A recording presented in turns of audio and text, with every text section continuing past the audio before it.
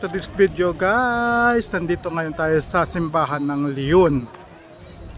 So first time kong pumunta dito.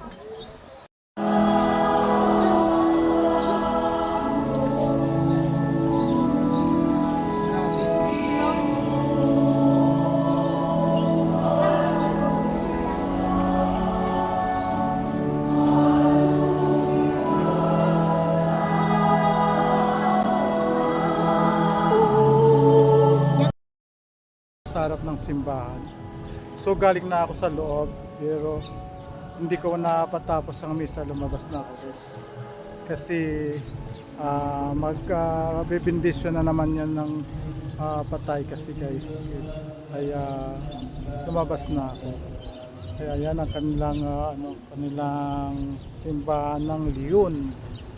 Tapos ganito ang kanilang paligid guys. So maganda naman, first time ko pumunta dito.